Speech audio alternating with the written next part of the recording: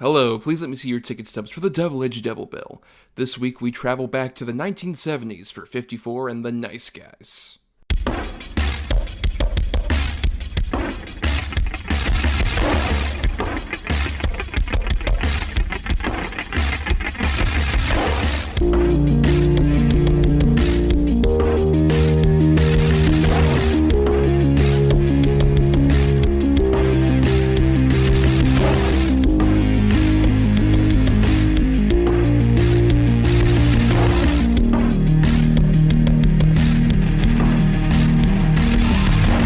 Each week, Adam Thomas and Thomas Mariani will come to the table to discuss the randomly selected yin and yang of a double feature.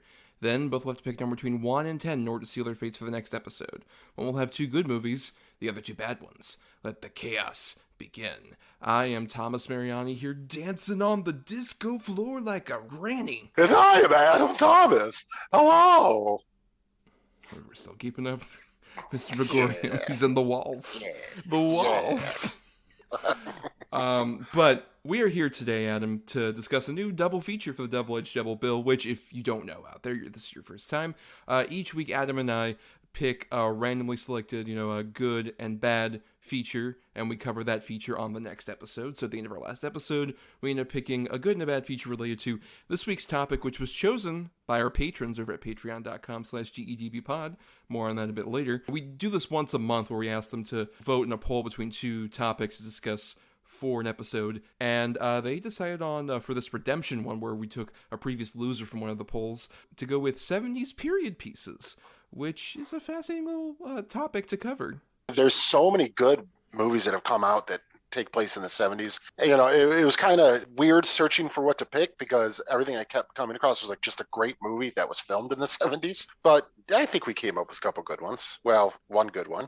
When I was younger, I remember sort of any big important film seemed like they were either made in the 70s or made about the 70s. I think we both kind of have this where like a lot of movies that came out in the 90s were sort of in that nostalgia cycle to where like, oh, we have to like make movies about like 20 years ago or so, because you had kids who grew up in the 70s now making movies. Like, oh, I want to recapture like what Martin Scorsese did in like 1971 in 1997. And sometimes it works, sometimes it doesn't. Oh, yeah, for sure. I mean, I'd argue they were pretty prevalent to about, 2006, 2007. They were still pumping them out quite regularly. I mean, there was a lot of big movies that took place during the 70s that came out. And I mean, it also helps that, like, when you look back at that era, like, I remember when I first signed on to Facebook, one of the first pages I liked was old, grimy 70s photos of New York City. Because I love the aesthetic of that time. I love the look and feel of all of it. And especially when you see, like, the older movies in the 70s, like when you watch, like an old Martin Scorsese movie or, like, Shaft, any of those blaxploitation movies, that kind of grime and grit that's there, and, like, any of the big cities like New York or L.A., you really are just kind of, like, immersed in, like, oh my god, it doesn't feel and look like this anymore. And you're kind of glad, because you also don't smell it, and I'm sure if we smelled it, it would be the worst smell possible. Oh, dude, yeah, just piss and farts. Mixed with horrible drugs and quaaludes and beer. Murder. And murder, of course. Yeah, the murder is dashed in there, yes. Yeah. Yeah, there's nothing about 70s New York that makes me go, I want to visit that. I like to look at it, but nothing makes me want to go back to that and hang out. I don't want to have the immersive experience of being like, oh, I'm in 1973, baby, in New York City. We're going to go see Maniac in 4D. Well, it's like someone's really stabbing me in the shoulder. Oh, they are! This is crazy. Oh my god. See, back before 40X, kids. Joe Polito's really sweating on me. This is crazy. For sure. But that's why it's so interesting, especially when you get like these 70s period pieces. Sometimes they feel like these real authentic recreations, or like people like dressing up. And sometimes that's fun. Like I remember I went to my aunt's 50th birthday a couple years ago, and it was like a big 70s disco theme. And there's kind of a fun in getting in the middle of like one of those dance floors where it's like she had it all decked out. Like it looked like Saturday Night Fever in terms of like the lighting for like the floor and stuff like that, and the disco ball. It's a fun aesthetic. Yeah. I guess. No, I don't know. Disco never really grabbed me. I mean, I like a couple songs and stuff, and I do appreciate that everybody was just kind of having a free will and fun time. It was all about the dancing and how good you looked and cocaine. But it just, I don't know. I would have not been happy in the disco era. But you enjoy at least looking at it from like a visual perspective in movies at the same, especially when it's like either of that era or when they recreate it. Oh yeah, definitely. It's 100% a time long forgotten. Right, and we're covering two films that were definitely fit the criteria here. One of them is Adam's bad pick, which we'll be discussing first, which is 54. And then the good pick we'll be discussing was my good pick, The Nice Guys. But first, let's talk about 54. Did you ever hear about Steve Rubell? The guy was a genius. He took this club in New York and turned it into the center of the universe. He comped the designers, the photographers, and the record people, and the models, actors, and rock stars followed right behind them. The key to the magic was Steve controlled the door. Right over there. It didn't matter if you were a plumber or a supermodel. Sorry, guys, not with that shirt. I said not with that shirt. If you looked hot enough, you were in. Welcome to my party. Ryan Phillippe, Salma Hayek, with Nev Campbell and Mike Myers. 54. Welcome to the party. So 54 came out August 20th, 1998, from director-writer Mark Christopher, who didn't direct anything before or after this movie, mainly because he'd had a very bad experience making it, as we'll, I think, detail the very awful production experience of making this particular movie. And if you're unaware, this is a movie that's about, as the title might clue you in on, Studio 54, which was a famous nightclub that, weirdly, I didn't realize only existed from August 26, 1977 to February 2nd, 1980. So, like, a very small, like, not even 3-year window that this club was like the massive, huge place that it was, because it was really known for like being the biggest like New York disco club, that it was a haven for like drugs and sex, and had many celebrities that popped up like Diana Ross, Michael Jackson, John Belushi, David Bowie, like just all the big celebrities were there. I would definitely recommend, there's like a couple different documentaries, but there's the most recent one from like 2018 where they interviewed Ian Schrader, who was one of the guys that ran along with Steve Rubell, who is depicted in the movie. And Adam, this was your bad pick, so why don't you maybe explain a bit about 54 and why you chose it as a bad pick? Okay, so obviously 54, as you kind of said, is named after the titular club that was huge in downtown New York. And our story follows this guy from New Jersey, this kid Shane, who really wants to get into 54 and really just wants to be somebody. So he gets in finally and gets sort of involved in the lifestyle, the drugs, sex, all that stuff. And then sort of what happens to him and everybody else that lives that lifestyle at the time once 54 sort of shutters its doors. I picked it because it's terrible, at least the original version. The Ryan Phillippe is just so uncharismatic. Breckin Meyer, to me, who was also in the movie, would have been a more fun lead. Salma Hayek, but the big thing that I always take away from this movie is Mike Myers doing this over-the-top sticky character that it just, he's okay in it, but I can't not see Mike Myers doing a character. Like at no point does he transform and I'm like, oh my God, it's like Steve Rubell. Mike Myers is really, to me, it just feels like Mike Myers doing a Saturday Night Live character. Maybe a little bit muted, but nah. I will say this, the music's good. It is, got all the hits, and Nev Campbell shows up for a fun little part. Other than that, I just this movie fucking is just bad. It's just I find myself not giving a shit about anybody in the movie, and once that happens, then I'm checked out. Yeah, I had not seen this before you decided to pick it as a bad pick. I'd only heard of it mainly because of like the sort of Mike Myers of it all, given this came out like right after the first Austin Powers, like in between the first and second one, and it was sort of his attempt to do like a more like Oscar baity sort of like dramatic part. And I'll say that I agree with you that the original cut is very bad. I think it feels very, even if I didn't know any of the stuff, which I was not aware of, like the severe editing controversies that happened on this movie, even though, shocker, it's a Miramax movie, so of course a certain piece of shit edited the shit out of this movie and took it away from the director. He did that a lot. You know who we're talking about. What? Who?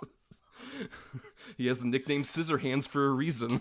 To quote my fucking letterbox, anytime I hear the opening Miramax piano thing, I feel dirty. Yeah. Even without any of that knowledge of like it being severely edited or whatever, it feels weirdly disjointed as a movie.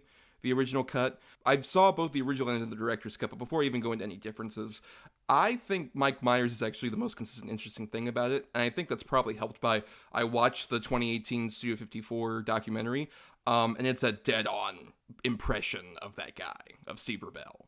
Like that sort of like weird awkwardness, the kind of like looseness because he's clearly on so many drugs at any time and shit like that. It's a very accurate depiction of that guy, and I think it's an interesting performance that I agree kind of like goes into sort of like comedic moments, but at the same time I don't think that really lessens the fact that I believed him as that particular character. And I do agree with you also that no matter what version of this movie, I've never been a Ryan Phillippe fan in general, but I will say that I did watch that director's cut, and despite, you know, there was a whole thing where like the original director Mark Christopher had this version that was test screened, and it was severely chopped up mainly because the guy who we were referencing, Harvey Weinstein, did a whole thing where he wanted to make it more of like a Saturday Night Fever movie instead of what the original cut is, which you mentioned the sex element earlier.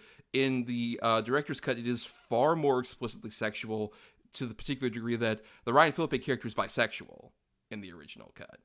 And he has specific feelings toward both Salma Hayek and Breckin Meyer.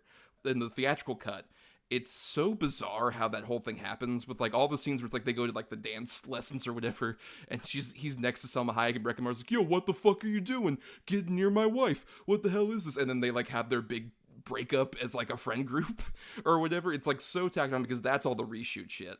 As opposed to in the original cut, there's much more sexual tension between him and Salma Hayek, and then also with him and Breckin Meyer. They have like a whole kiss scene and stuff like that.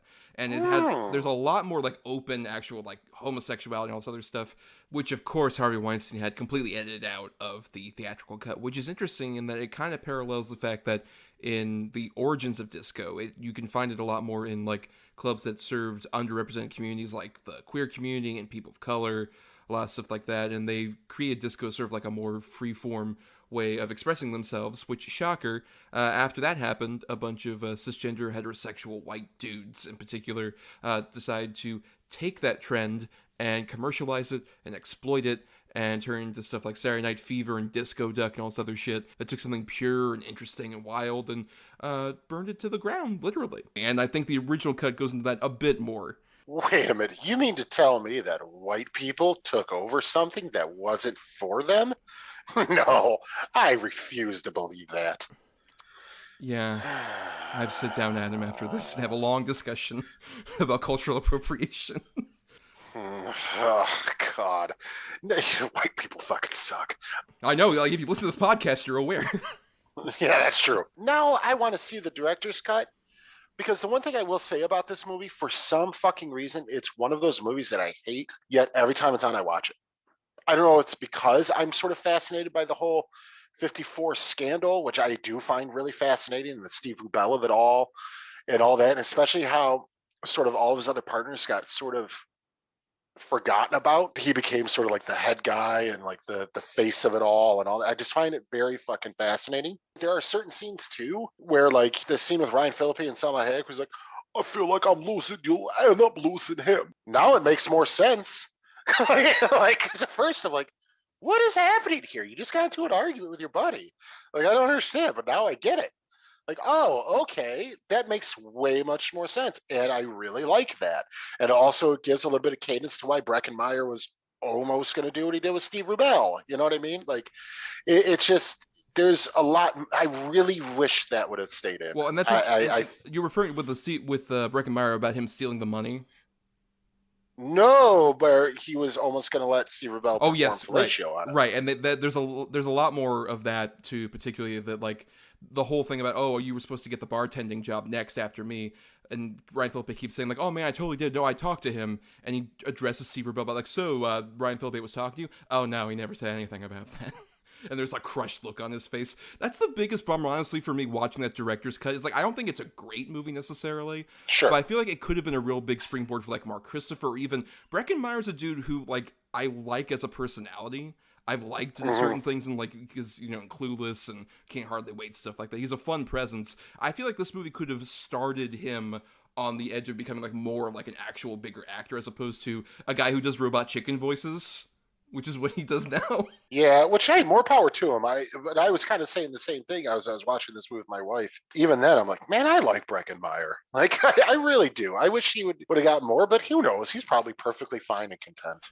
Right, I'm sure it is, but they deal with a lot of stuff with him. In particular, like, there's a lot more about how a big reason why he's not really picked is because he's too short to be a bartender, basically. Yeah, there's one line with that, I think, in the actual theatrical version. I think it's addressed once or twice that he's short.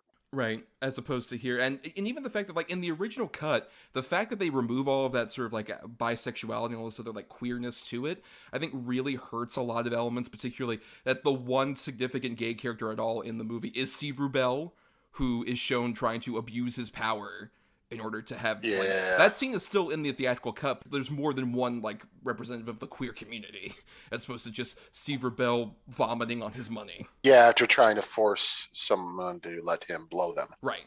Yes. Using his power as his boss. And and there's just even smaller changes that I love about the director's cut. Like, there's the bit where that makes no sense, the theatrical version, where they, after their first night, they all put their stuff on the fucking, like, the diner table and stuff like that. And immediately cut to Selma Hayek and Breckenmeyer bringing him over and like, hey, you can stay at our house, Mikasa Sukasa, bro. And then the montage happens. In the director's cut, the montage is in between those two bits. Okay, that makes a lot more sense. Makes way more sense. Yeah, because I swear to God, every time I see this movie, I'm like, this is crazy. Like, he just met him tonight. Right? like, yeah, you can live here, buddy. Like, it's, yeah. Okay, well, that's a lot better, too. Like, if you want a masterclass, even just some of the simplest editing tricks, like, that's a great example where that montage gives you so much more, like, oh, they spent, like, I don't know, at least a couple weeks together. So then they're like Mikasa, Sukasa, or whatever, and they dance by the bar or whatever. Makes way more sense than he would invite him over to stay at his fucking house. Instantly. How the fuck? I never noticed that was Mark Ruffalo before. I mean, that was the first thing I noticed. Just like Ryan Philippe comes up to his buddy, he's just like, Mark Ruffalo with a mustache. I know, I haven't seen it in so long. But like, wait a minute. If anything, more Ruffalo trying to get into the club. Just like, hey man, let me in. What's the matter? Come on, I'm Mark Ruffalo. Yeah, for sure. Yeah, give me that for sure. Fuck you. Trying to sneak in with those people. Like, yeah, for sure. They barely lean into the IRS stuff. It's just kind of hits and comments like what they don't know won't hurt them and blah, blah, blah. And then the IRS raid and it's over. Well, the thing is, I actually prefer in the director's cut, they don't have any of those scenes where like the IRS are like skating, like, look at that son of a bitch rebel. Look at him. Like, they don't really have that. They just have like a couple hints of like, oh, the IRS might be investigating me, but whatever, it's fine. And the actual ending bit where like they're raiding, that's the first time you see any of the guys. Oh, see, I prefer that. Right. Yeah, I prefer that. And more importantly, the big tip-off they have is the person who lets them in is Viv, the lady who he fired, like, midway through. Who, I don't know why she has to be, like, there at the raid necessarily, but she's there like, oh no, you caught us. We're getting all the money out of the fucking place. Which makes way more sense than, like, that one drug dealer dude, where, like, why would he tell the IRS anything? Because he's, like, a drug dealer. Yeah, because they found a little bit of drugs in his car. The big thing that I think they change that really works is Nev Campbell becomes the weird love interest for Ryan Philippe, and I was really bothered by that, particularly like near the end of the movie where they have like more of like, oh, let's like be friends together in the bowling scene or whatever. In the director's cut, it's much more of like she represents the life he wanted to have. It's like, oh, I want to be famous, I want to be around famous people, and like the scene happens where like he goes over to the dining hall and meets her at Christmas. But the bowling scene doesn't happen, and at the very end, she offers him a ride in the limo, but he's like, no, I'm going to go off with my friends, because, like, Breckenmeyer and Selma Hayek are actually in that scene at that point, and the movie ends with them going off together, instead of that stupid fucking, like, epilogue that happens in the theatrical cut, where Steve Rubell comes out of prison, and they all have the big reunion at Studio 54. Oh, that's not in the director's? Not at all, nope. Oh, man. Wow, that sounds like a good movie compared to this. Right. Well, at least it's semi-okay movie. Well, right. The thing is, like, the way I can differentiate the two is the 54 theatrical cut feels like a movie that would pop up on, like, TNT, and you'd be like, oh, I'm getting tired of this. I'm going to change the channel. The director's cut is a movie you would watch on TNT and be like, this was solid fun. This works. This is all right. Yeah. Gotcha. Which is a massive improvement, honestly. Massive. Massive improvement. They had a lot more context and detail, even to somebody like the disco grandma who I referenced earlier, which shout out to Ellen Alberti, who most would know from the same year she was in The Wedding Singer as the rapping granny. Yeah. Who plays Disco Dottie in this. Like, they have the scene that's in the theatrical cut with, like, her and her granddaughter at the pharmacy and stuff like that. But there's a lot more scenes of her hanging out with everybody at the club. And even a point where Ryan Phillippe, during, like, the big New Year's thing, right before that in the director's cut, he takes, like, a hit off some, like, crazy fucking psychedelics. And he's going crazy at the bar. And she comes over and sees that he's wigging out, grabs his hand and just says, "Just breathe. You'll be fine. Just breathe, everything's fine." And it's like an actual connective moment, so when she dies, you actually give way more of a shit, instead of her just being like, "I'm the wild disco daddy, look at me." You actually give her, like, a character. Yeah, because I definitely did not give a shit. I mean, 100%. I mean, you get that one moment where they're in the pharmacy or whatever, because he's got the clap, and you're supposed to be like, "Oh, crazy." But yeah, you don't really care. Right, as opposed to they actually give her a bit more context. Like I said, I don't want to just keep comparing the theatrical and the director's cut, but it's kind of hard to when, like, you have so much of the theatrical cut that has, like, so much of, like, even you mentioned, like, the sex thing, like, so much of the sex is removed that it feels weirdly, like, devoid of any, like, actual sexual heat in the middle of fucking Studio 54, a club famous for having, like, sexy people in it. You get a really, really bad Andy Warhol and a really bad Truman Capote.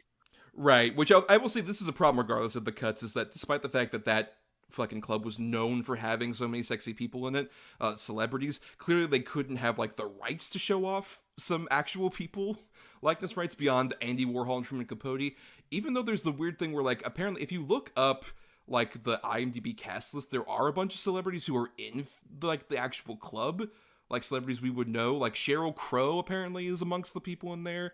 Cindy Crawford, Heidi Klum, Peter Bogdanovich, Art Garfunkel. Like, they're in the club. You can just barely notice them in any cut. I didn't see anybody. Right. Yeah. That's the thing.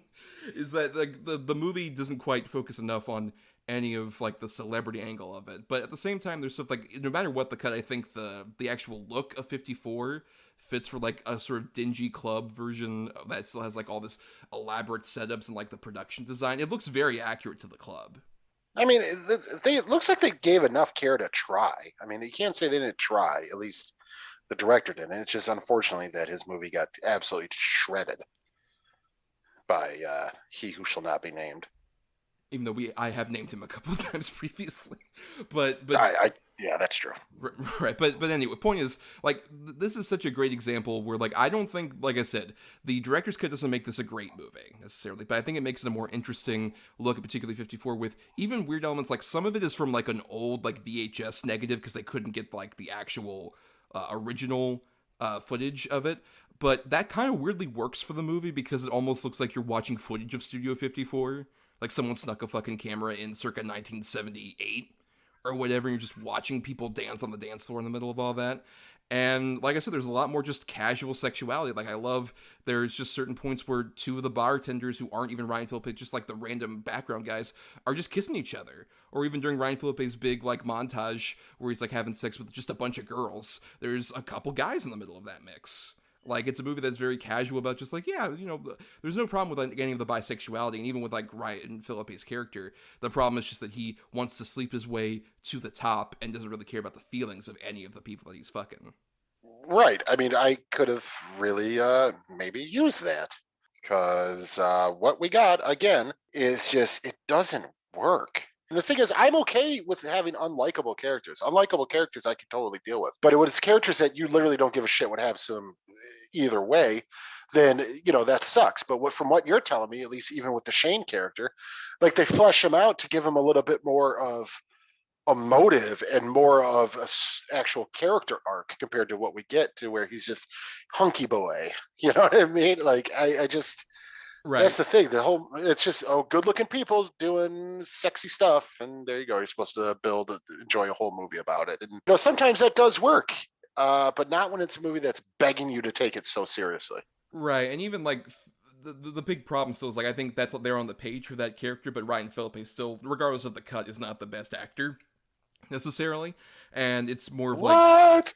Have you seen him play sexy saxophone? well, look, he is Sriracha hot, as we're all Sriracha hot. put a pin in that for whenever we do discuss Wish Upon, hopefully in the near future. Boy. It has to boy. happen. But yeah, like Felipe is like in the movie in any cut is still like he's playing much more of like the boy toy angle of it, but never really kind of gets invested in like that darkness or even like I wish there was more of him kind of dealing with the class issue of like people dismissing him as just the hunky boy, like the scene where they go over to like the big party where along with Mike Myers in this movie, Basil Exposition himself, Michael York, shows up. Oh yeah, just to be just like, oh, look at you, you're such a pretty boy, and aren't you so lovable? I wonder if that was a favor. Look, Basil Exposition just wanted to check out on Austin and make sure that his club mission was going well. He has to catch Dr. Evil, Adam. Come on. Yeah, that was something. I do wish there was a lot more of that even, but at the same time, the director's cut makes the best decision possible with Ryan Philippe and gets rid of that oppressive voiceover. In the theatrical cut, it is so like over-explaining every detail, as opposed to in the director's cut, only the bit at the very beginning where he's describing the era is there, and even then, it's re-recorded. So it's like 2014 era Ryan Philippe. So it's almost like him looking back at that time. He's like, I remember 54 back in those times. You know, Sriracha hot dad era Ryan Philippe. Looking back at him. Yeah. Which, like, vastly improves once again, because you just have these scenes play out where you get to discover, like, every element of the club without being over-explained. But it's astonishing just how much, like, certain editing tricks, and more importantly, 45 minutes of footage that they fucking cut out versus the 30 minutes that they had to reshoot that's in here. Like, one of my least favorite scenes in the theatrical cut, where they have to have the bit where, like, they break up. Breckenmeyer and Ryan Philippe break up their romance at that one part of the club. And it's just like, man, it's Christmas, and you're just trying to fancy my wife who I saw you in this cut, like, dance with at a disco training class? Or whatever. Yep. That's just like, everything's fucked up and you're fucking me over. And then that leads to the scene where he, like, interrupts Selma Hayek as she's dancing with that one dude as, like, the party's basically over. Versus in the director's cut, that's the scene where they're down at the bottom of the club, everyone's left, and Ryan Philippe and Breckenmeyer kiss at that point. Then Breckenmeyer's like, oh, I don't know how to feel about this, and then leaves. And that's when that other moment happens with Selma Hayek. So it's like, oh, that makes way more sense once again. Yeah. What the fuck? Oh, well, never mind. We know why. Right. We know exactly why, unfortunately. But yeah, you know what? We've talked quite a bit about this movie and its various iterations. So let's just get to final thoughts here. Adam, your final thoughts on at least the theatrical cut of 54. Like I said, it's boring. It takes itself way too seriously for what they're trying to give you, and it doesn't connect really on pretty much any level for me anyways. But for some reason, it's one of those, if it's on, if I can't find anything else, I'll just leave it on. I don't know why. I couldn't explain to you why. It's like Deuces Wild, where if it's on, I'm watching it. Another masterful period piece, Deuces Wild. Yes, absolutely. If you haven't seen it, don't. But it's I don't know. Yeah, I think it's a huge missed opportunity. From what I'm hearing, the director's cut sounds like maybe on more of the right track, but as far as theatrical one goes, it just sounds like just a really dull fart. Yeah, I will agree with the theatrical cut being a really dull fart. And so even though the director's cut is definitely not that, there is still, at least at the same time, a bit more wanting with it. I think, especially with, like, you mentioned, like, some of the stuff with Steve Rebell, like, they don't even have, like, approximation of his cohort, the Ian Schrader character. And if you watch any of, like, the behind the scenes stuff about the actual club, just some of the fascinating things, like, they were involved with a whole scandal where, like, they tried to frame a chief of staff for Jimmy Carter, who visited the club, that he, like, snorted cocaine, and it was all like a weird conspiracy thing put on by Roy Cohn, who's big buddies with the Reagan administration at that time and was their lawyer trying to get them away from tax evasion. Like, a lot of that stuff is missing here, and I can accept that for, like, wanting to have, like, the more intimate kind of, like, look at, like, from, like, the people who worked there kind of perspective. And in the director's cut, there's a bit more of that, even with Ryan Philippe's issues. There's a bit more fascinating context, especially about, like, the sort of bisexuality that's there, and just the open sexuality that is kind of missing from a lot of movies about this era. But yeah, still, at the same time, neither is necessarily the best example of a 70s period piece, despite some of the period aesthetics being there. But yeah, at the same time, if you're gonna watch any cut of this out there, I would recommend the director's cut. Even though don't have the expectation of like, oh, masterpiece, lost classic. It's like, no, it's a pretty good movie. As opposed to a wet fart, like we mentioned. Yeah, doll fart. A doll fart. I'm sorry, even a wet fart's a bit more interesting than a doll fart. Exactly. But let's get into our good pick, The Nice Guys. Who is it? Messenger service. March, we're gonna play a game. I think you have the wrong house. It's called Shut Up Unless You're Me. I love that game. Give me your left arm. No! Yeah, come on. Deep breath.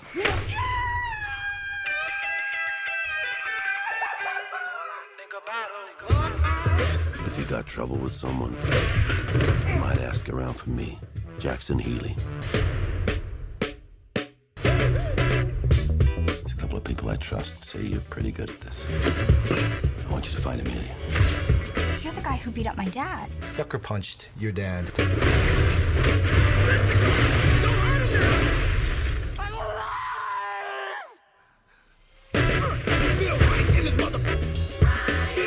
Look at the bright side. Nobody got hurt. People got hurt. I'm saying I think they died quickly, though, so I don't think that they got hurt. So, The Nice Guys came out May 20th, 2016, from director and co-writer Shane Black, along with Anthony Bagrosi. And we've talked about Shane Black a couple times on the show, Adam, in terms of he co-wrote Monster Squad, and he was the big force behind Iron Man 3. But we've never really talked about, like, a standard Shane Black movie, what he was sort of his bread and butter, at least during his main sort of era in the 80s. This is the first closest to that, even though this is a more recent film, obviously, but it feels very much in the vein of his detective movies that he would have made around, like your Lethal Weapons or your The Last Boy Scout. Right, yeah, stuff like that. And this was a movie that he made out the success of Iron Man 3, which made $1 billion, so he was like given carte blanche to do what he wanted, and he made The Nice Guys, which is a script he'd been working on for a while, had reworked certain places, including almost made it a TV pilot for CBS that didn't ultimately work out, but he was able to make this, and it stars Russell Crowe and Ryan Gosling as two lower-end detectives. Russell Crowe is a guy who is reeling from his girlfriend breaking up with him and cheating on him with his father. And at the same time, Ryan Gosling has recently been widowed and is having to raise his daughter, played by Angouria Rice, but is in a very depressive state. And the two intersect with each other when Ryan Gosling's trying to investigate this woman, played by Margaret Qualley, who hires Russell Crowe to beat up Ryan Gosling. But then Russell Crowe finds out, she's part of some bigger situation because a bunch of thugs try and beat him up. So he ends up hiring Ryan Gosling to help him investigate what's going on, and it leads into a twisted tale about the porn industry in LA and a bunch of other stuff. It's a fun little detective movie, and that's why I chose it, especially because I think it's a really good 70s period piece kind of movie. But what do you think of The Nice Guys, Adam? I think The Nice Guys is one of the most underappreciated movies of the last decade. I think that what Nice Guys is absolutely sterling comedic timing, acting, great mystery story, great looking movie. I mean, it looks the shit. It looks like you were dead ass in 1970s LA, which is crazy because it's filmed in Georgia. But it's a fantastic movie. And Russell Crowe and Ryan Gosling just ooze chemistry together. And also Ryan Gosling, dude, physical comedy. That guy's really, really fucking good at it. No, I think it's a great movie. I absolutely love this movie. Yeah, it's really interesting with the two of them, where you have Gosling, who this was at a period where this is like the same year as La La Land. He was still kind of like the, interesting, moody, pretty boy, still kind of going off that Drive image. And this was such a like breath of fresh air. We're just like, oh my God, even though he was great, obviously, in those other roles, seeing him be like this kind of squirrely, manic character, he's so fun at that. And by contrast, Russell Crowe, who this is a point where it's after sort of like his heyday, and he's like firmly in sort of like the heftier Russell Crowe era that he's kind of in now. I love hefty. I love hefty. That's Russell the thing. Crowe. Yeah, even though I like a lot of early Russell Crowe movies, but I think my favorite period has been his recent hefty period, because absolutely, he just has like this really fun like brawler energy to that, where he's very lovable and cuddly at points, but also very like big and intimidating. And in this movie, he does that so well, with particular like the contrast between him beating the shit out of Ryan Gosling and making Ryan Gosling make that fucking scream. which is hysterical. So fucking funny. But then also the relationship that he even has with the Holly character, where so much of it is just like, oh, you're not going to like actually kill so many of these people, right? You're not going to be that guy. And it's Russell Crowe kind of wrestling with being that kind of tough guy character. It's a really interesting dynamic. It's a great example where Shane Black is one of those guys where like when he wrote Lethal Weapon, which for the record, it's so bizarre. Like that dude wrote that as like a spec script right out of college. He was 21 years old. Yep. If you want to feel bad about your accomplishments. Oh, good God. How does a 21-year-old write Lethal Weapon? I know. And then all those movies afterward where he wrote by the time he was like, what, like 35? Yeah, dude. Also was in Predator. Right, also was in Predator and stuff like that, and was like one of the highest paid screenwriters in Hollywood throughout that era. It's so fascinating, like, seeing him even go back to it at this point, where, like, Kiss Kiss Bang Bang had happened, like, in 2005, and he still showed he could do that and directed, especially that was his debut as a director.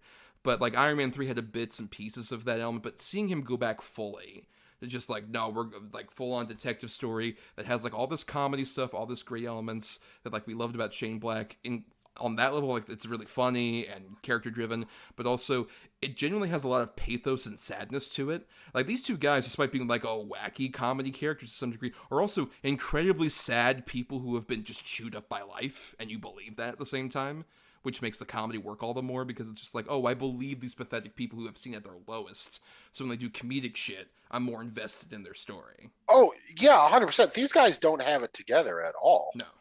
Ryan Gosling is a mess. Russell Crowe's living in some office building somewhere. I mean, they got literally nothing going for them at the start of this. And at the end, you'd argue they really don't either, but at least there's hope for the future. Right. But even then, they still have taken certain steps backwards, like the big mystery they solve at the end. Everything clears up for the bad guys. There's no evidence to convict them, quote unquote. So everything's fine there. And Russell Crowe goes back to drinking. He's off the wagon at the start of the movie, and he becomes a drinker again by the end. Yeah, that's true. And right out of the bottle, too. Yeah. Yeah. On Christmas, of course, because even though most of the movies take place at Christmas, by the end, Shane Black has to put Christmas in there. Yeah, it's his thing, man. Yep. You know, I don't fault him for it, whatever. And wait, Matt Bomer as like a heavy, he really works in this too. Like, he's completely believable as this sort of good-looking assassin. Like, it totally works. I mean, like, the whole supporting cast is full of great people, where you got him, you got Keith David, of course, popping up as a character who I don't even think, like, they say his name, but I just love him popping up, and he's just, like, got the best of the outfits. So many great outfits in this movie, but particularly that red suit he's wearing during the climax, just like that looks so fucking phenomenal. Dope, right? And even like other people, like Kim Basinger, I always forget is in this fucking movie, and she's great. Oh yeah, me too. Or even, do you know the cameo by a certain person who plays a dead body in this movie?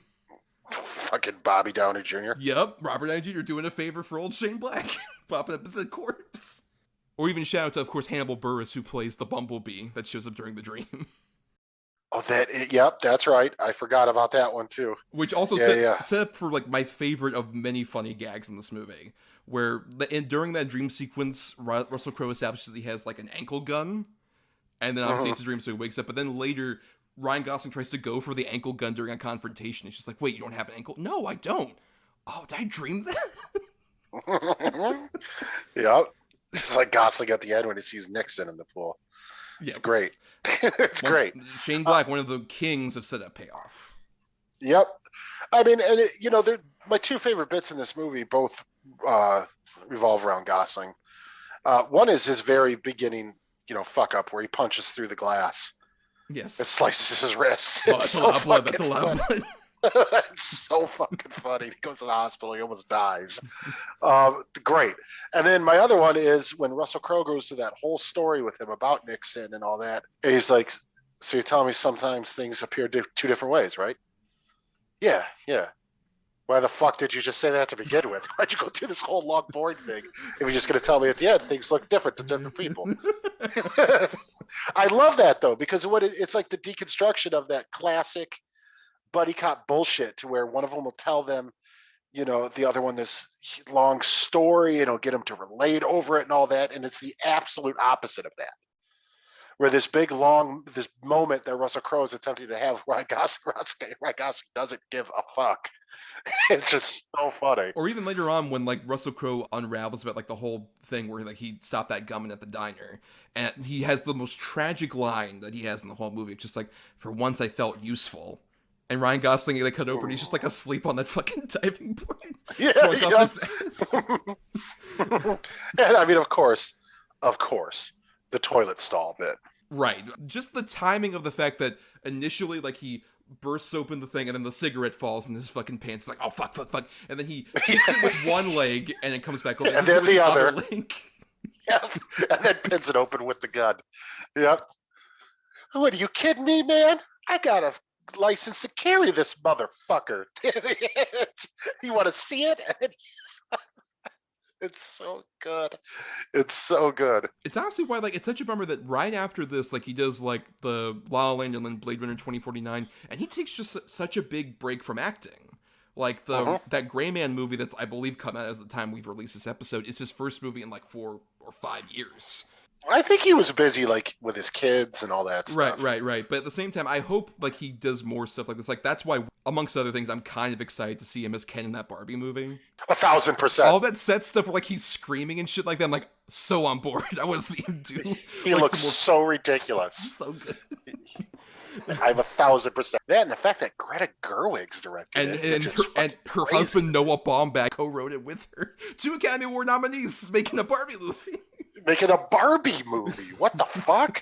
Very curious to see how that goes for various reasons. But yeah, like with Gosling in here, like he is such a comedic powerhouse in this whole movie. And he's not 100%. afraid to like obviously like he was so known for like an earlier point, like, oh, he's such a pretty boy. But I love the fact that he's so willing to embarrass himself throughout this whole fucking movie and look like an ass. Like particularly the bit where he sees the dead body of Robert Downey Jr. and does a Lou Costello like it's so fucking funny. It's so good. Like that, or like how many times he just like falls on his ass or like vomits. Like after that bit where they go up the elevator and they see a horrible shootouts going on, they immediately go back in the elevator and Gosling's like vomiting. Oh yeah, no, dude, he's a complete buffoon in this movie. And it just works great. I think I'm invincible. What? I gotta be. I don't think I could fucking die. He's just a complete idiot, dude. Right. But I love him to pieces, you know. Let's play a game. It's called I Talk and You Shut the Fuck Up. I like this game. And he's getting the shit kicked out of him. Oh, I like this game. He's so fucking good. I just, even that bit alone, when they first meet, how slowly he tries to do everything to try to get away from Russell Crowe. Like he goes to get the gun and he's just fumbling with the lid of the cookie jar. He goes to grab it off the floor. Russell Crowe beats him there first. I mean, he's just such a moron. Right. And I think, but at the same time, I love that there is still a heart to that buffoon in a way that almost reminds of like a Homer Simpson with the way that he interacts with his kid. Yeah, with the way the kid, yes. With right. the kid, That's yes. what, like, because like he has that same energy like in the best of like stretch of Homer Simpson where like there's the point where they go to like the party and his daughter sneaks in and it's like, oh, look, Dad, there's whores and stuff. Hey, don't say and stuff. Just say there are whores here, honey. Like he wants to teach her something, but at the same time is completely oblivious to the main lesson he should teach. Right, and I really love one of my favorite bits too, when they show him taking on the case and he sees the urn, and realizes that the woman wants him to look for her husband, her dead husband, and he's just such a con man, where he knows like, oh God, this is ridiculous. Well, how long has he been missing? Since the funeral. Okay, I'll take the job. Like he's just such a piece of shit. But yeah, no, but like I was saying earlier, their chemistry. It's some of the best in shit. Well, I guess pretty much every Shane Black movie where it's a buddy cop type, the chemistry usually is really good between the leads. Mm-hmm. I mean, Mel Gibson and Danny Glover had it. Bruce Willis and Wayne's had it. Gina Davis and Samuel L. Jackson had it. Yeah, Robert Downey Jr. and Val Kilmer. Yeah. I mean, it's just he's really good at putting actors together that really can bounce off each other, and these guys are no exception. In comparison to our last film, I find myself really wanting to see where these guys are going to go next. I think I know we're not ever getting a sequel, but this is one that I'd have been like, I could have done with a sequel for this. No, 100%. Yeah, and it's just a shame that people went and saw like the Angry Birds movie. I believe came out the same weekend. Angry Birds was the biggest movie of the year that year, I believe. I mean, no, it was one of those like it was Civil War or some bullshit. Like it was the biggest movie of that month. It was like May of 2016 or something. No, I think that would have been Civil War. Would have come out around that time. I think that would have been the bigger one. That's why I said that month. I don't think Civil War came out that month. I believe it came out like early May, if I'm right. But whatever. Regardless, point is it doesn't right. fucking matter. This did not do very well, and it's a shame. I agree. I would have wanted to see more of these two. Even like that one pitch of like them trying to do it as a TV series at some point. I wouldn't have minded a TV series either. If they were gonna, like kind of spin that off necessarily. I'm curious though, Adam, to go back to something I kind of referenced earlier. You're not a fan usually of like sort of precocious kid characters. How do you feel about the Angouria Rice daughter character? I mean, to be fair, it's my least favorite part of the movie, but it's also a very necessary part of the movie. It grounds both of our leads a little bit, so it doesn't bother me as much. And I think she's really good in it. Yeah. You know, most of the time when I don't like precocious kid actors, because the kid actors a lot of times are really bad, but she's actually pretty good in it. She's actually quite charming. Yeah, I hope she gets some more stuff to do, because since this, she's done, like, she's Betty Brant in those Spider-Man movies. Oh, that is her! Right. Holy shit! Yeah, okay. Yeah. And she's fun when she pops up in those movies, but I hope she, like, continues to, like, kind of, like, rise up a bit more as, like, a fun actress. Because in here, like, she has, like, the timing down. And she busts these guys' balls. Right. But at the same time, she does also feel like an actual kid, with elements like when she first sees Russell Crowe, she's like, wow, you beat people up, that's your job? Can you beat up my friend Jenny? tries to give him like $13 or something like that. How much you got? And that's a good thing. No, we're not talking about this. What are you talking about? We're just having a conversation. Like, it's so good. But again, that's what makes these characters work so well together in these type movies, that on the surface they couldn't be further away from each other, you know, as far as like personality and stuff and even ethics. But when it boils down to it, they're both kind of the same guy. There's so much conflicting, but they have a couple core things in common, and that's what really makes it work. An underrated bit of even this movie to me is the bit where Ryan Gosling is drunk at that party and goes to try and question the bartender. And it's like, hey, have you seen this girl named Angelique? She's about black hair, and he does like the thing for height, and he just mixes up his words. Yeah, so good. and even in terms of like the 70s aesthetic of it, we should point out, like, that you mentioned this, but we can't emphasize enough how they do such a great job of recreating like the, not just like the costumes and stuff, but even the look of all these different places, like the hotel, or even like when they're driving down, the few shots in LA were actually shot like for like any of the street scenes. Like, they recreate stuff like the Comedy Store fucking logo that was like exactly from that era. 100%. I think it's like Tim Allen, Richard Lewis, and I forget the third one who's on the marquee. Right. But even just like the look of everything, it feels, despite the fact that it's clearly shot like HD in like 2016, it just feels like, oh, you're still immersed in like, this is a 70s era movie. And it doesn't have to just like emphasize it with just needle drops and shit like that. And they treat everything, like, even as far as down to the wardrobe and the makeup, where it's not over the top. Not everybody's wearing flashy suits and, you know, sparkly dresses and everything. It looks very much like everybody's a real living person in this era. You know, where sometimes, and I'm sure you've noticed when movies do that and they go back to the 70s and stuff, stay tuned to maybe one of my bad picks, but everybody's like always in immaculate suits with immaculate hair and immaculate makeup and all the diamonds and the gems and the necklaces and everything else. This one doesn't. They just show you normal people.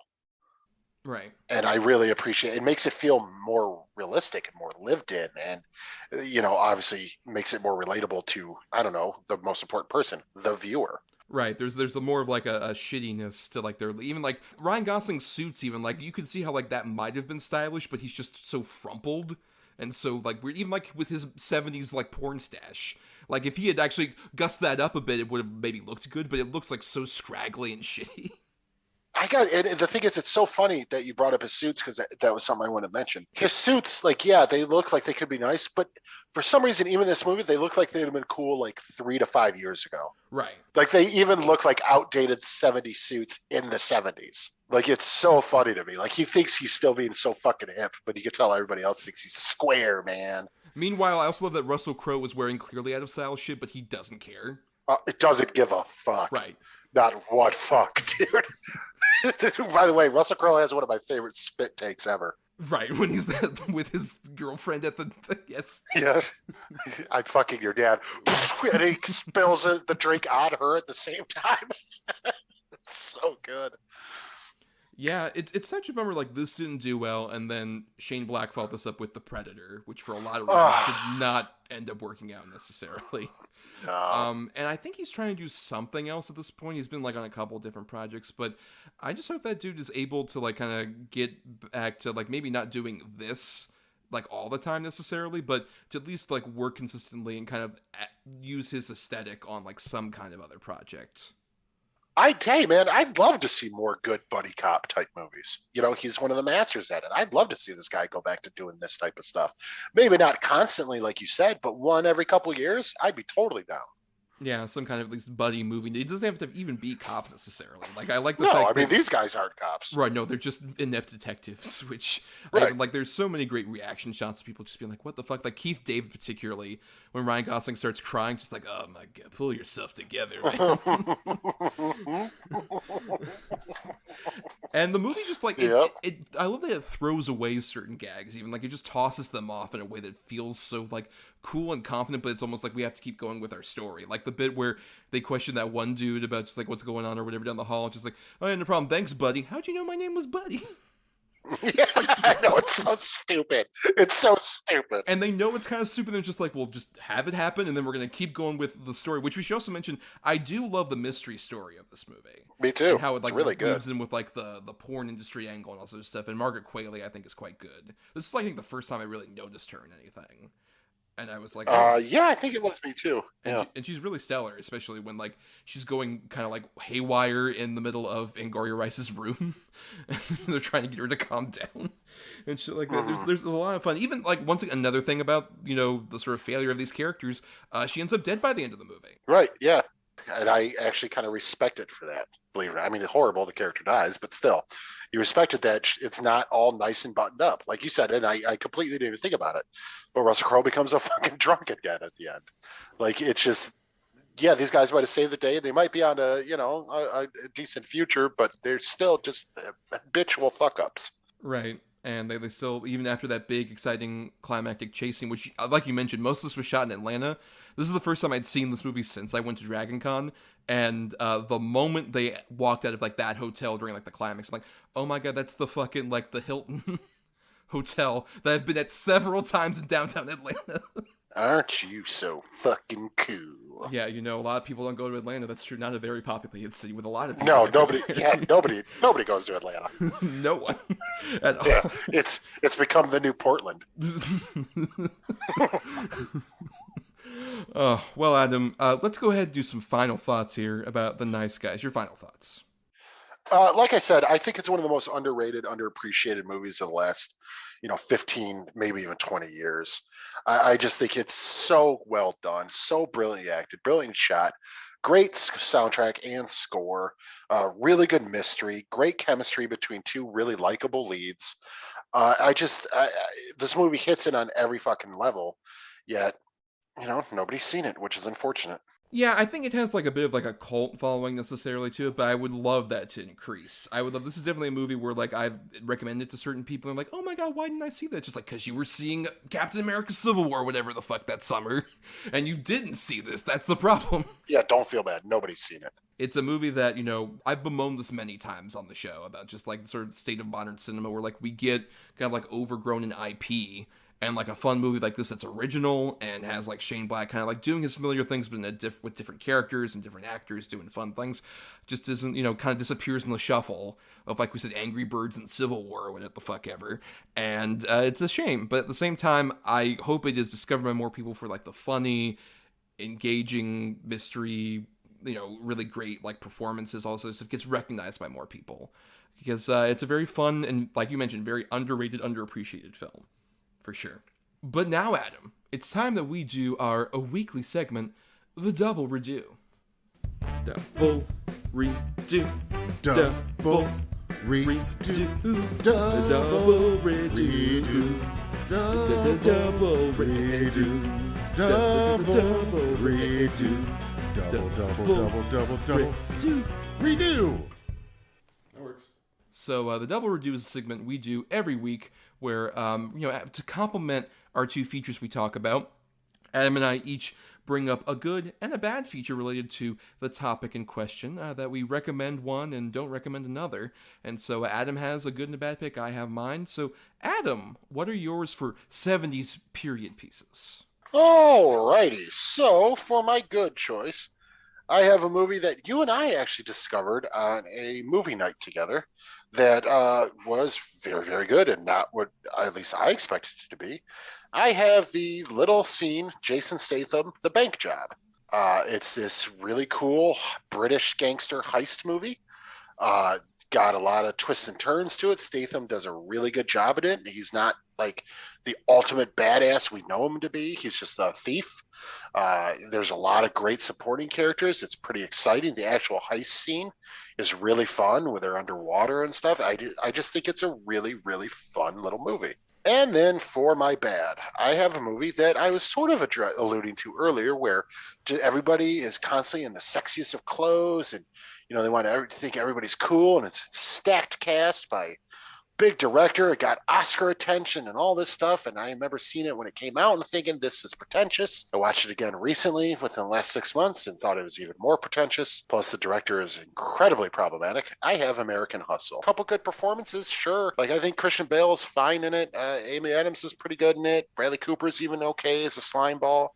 It's just comes across to me like, look how fucking cool we can be, all of us actors. We'll do a big ensemble piece, and we know we'll get nominated. David O. Russell, hell yeah, get on board, you piece of fuck.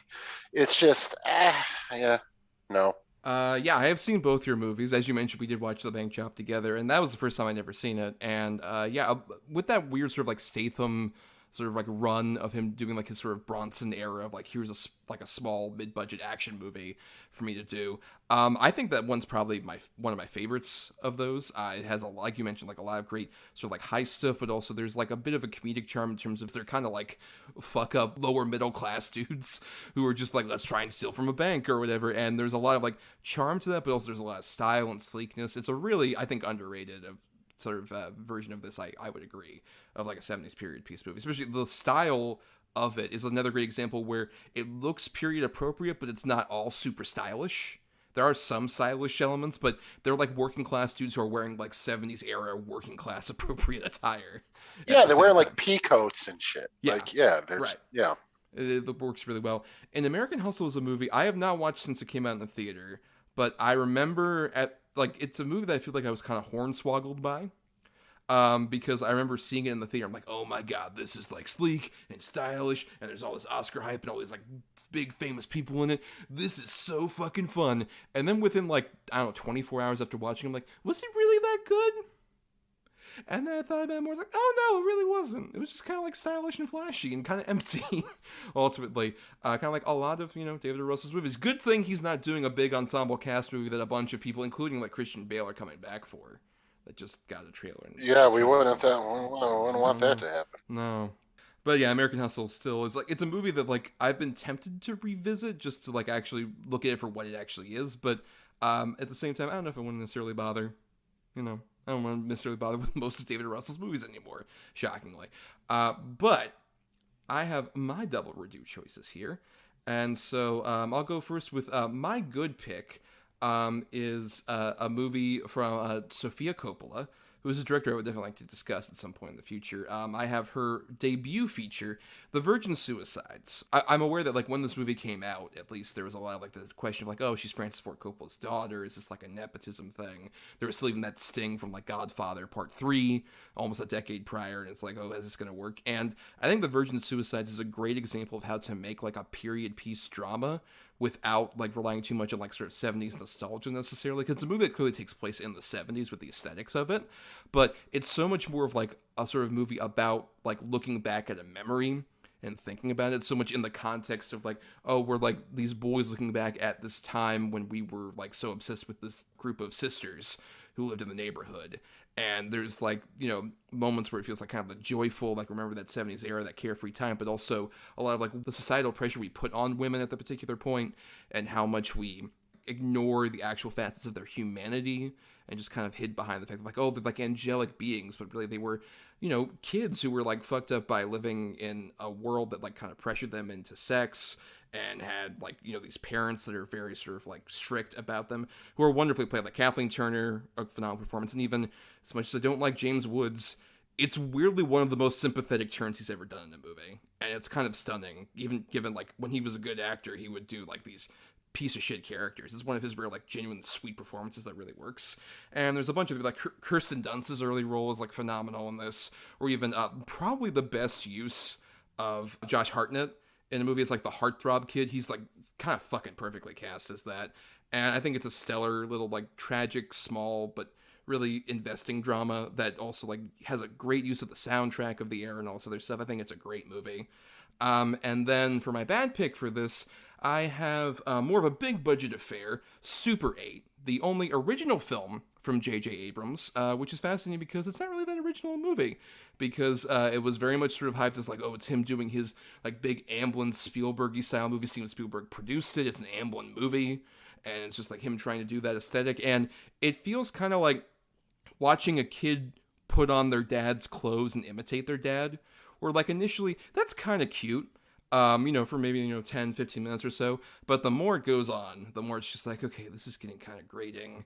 And you're just like doing a very bad imitation of your dad or whatever. It feels so much like that, even though there's interesting stuff like this is an early role for Elle Fanning, and I think she's really good in it. Even like most of the kids are fine, like the kid actors we follow, but it's such a stale kind of like rehash of various different Spielberg elements, particularly maybe one of the most forgettable bad big budget monsters I've seen in a movie from like this decade, like the 2010s. Like such a forgettable, bland monster that has no real character to it, despite how much they try and put into it. And yeah, it's just like it's very much like a shallow recreation of so much that came before, which J.J. Abrams has done plenty of times before, but I would argue with a bit more spirit and heart to it to some degree in like A Force Awakens, or even to some extent like Mission Impossible, even though he was kind of switching things up. Point is, like, at least some of those other movies that he's done don't feel quite as hollow as this one does. Though still, it's not as bad as Rise of Skywalker, I'll give it that much. Okay, so I've never seen Virgin Suicides. That is not a movie that was ever on my radar. Not that I don't want to see it. I just never got around to it. I wouldn't mind seeing it, of course, but just one of those things. So I'm going to take your word for it, buddy. And Super 8, I saw once. I'd be hard-pressed to tell you anything about it, other than the fact that I remember being completely kind of bummed out with how the alien looked. To the point to where I'm looking at pictures of it now, and I'm like, oh, that's what it looked like. I remember being bummed out about it, but I completely forgot what it looked like. If that makes sense. I'm looking at it now, and yeah, this is so boring and bland. Yeah. That movie also had a problem going for it too. I mean, let's face it, the main cop. Oh, right, Chandler, right, your arch nemesis, apparently. Yeah. I'll get you, Chandler! But, yeah, I just remember thinking, being kind of pumped for it, because I'm like, oh, J.J. Abrams doing like a old school Amblin movie. This could be cool. And then, of course, because it's J.J. Abrams and there was an alien in it, everybody got swept up. Is it like tied to Cloverfield? And blah, blah, blah, blah, blah, blah. And they did try and have like a bit of like that viral marketing thing with it. They did try. They definitely tried. And yeah, I just remember being really bored and sort of let down with the whole thing. Yeah, it's a shame when the best part of that movie is over the end credits, you see the movie the kids are making. And the adorable, badly made, like, zombie home video movie. Which is a better movie. Right, it's a better movie. It's much shorter. Well, let's go ahead and relay our choices once again, in case people may have not heard them. Adam, go ahead and repeat your titles. Okay, my good was The Bank Job, and for bad, I had American Hustle. And for my good, I had The Virgin Suicides, and the bad, I have Super 8. And we recommend you submit your own double redo choices to us at some of the feedback places we'll mention as we wrap up here, but stay tuned for our picking for next week's episode on that. But before we get out of here, we got to thank some people like Chris Oliver for the intro and outro music used in our show. Listen to more of his music at chrisoliver.bandcamp.com. Thanks to Christian Thorlally for our artwork. Follow him at Night of Water, that's Night with a K, _of_water on Twitter, where you can find a link tree to all his great artworks and stuff. And thanks, of course, to our Patreon supporters at patreon.com/DEDVpod, where for just $1 a month, you all get to pick topics that we cover in individual movies. Like, for example, you picked this Patreon redemption thing of, 70s period pieces, so thank you so much for that. And you have another chance to pick a topic for next month, because the week that we're releasing this episode, the next day on Wednesdays, we usually post up polls. We'll have our topic poll for, we're going back to the world of fantasy films. And for this one, we're going more for a specific subgenre. So we're asking you all to pick between urban fantasy, which is sort of like a fantastical element interacting with like our natural world in modern times, versus old school medieval fantasy films. Ooh, I like that. What are you thinking?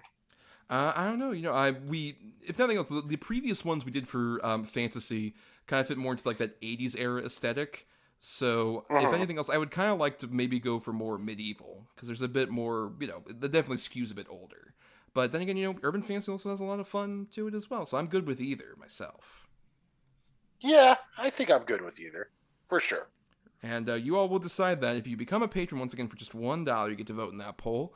But for more of us, please find us on Twitter and Facebook at DEDVpod. And also you can email us feedback and even like double redo choices over at doubleedgeddoublebill@gmail.com, all spelled out. And for more of me, find me on Twitter and letterboxes at NotTheWho'sTommy. And I also do some writing at marianithomas.wordpress.com and at film-cred.com.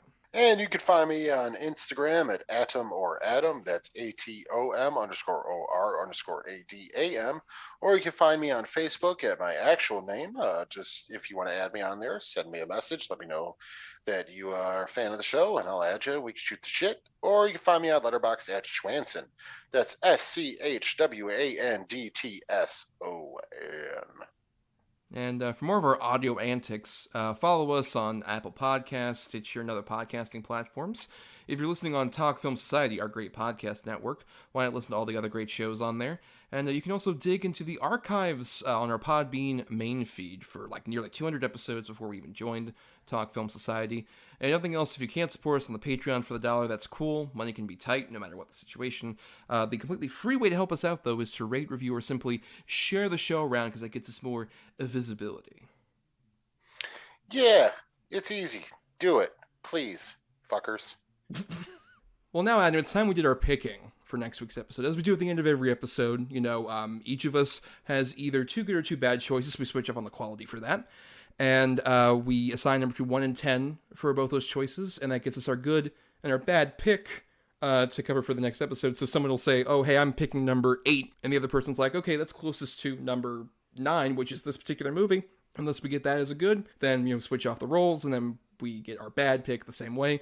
But keep in mind, there is this rule that we have, the Godfather rule, where Adam and I each have a single veto in our back pocket to basically use if we hear a choice that we're like, you know what, I don't want to actually cover that.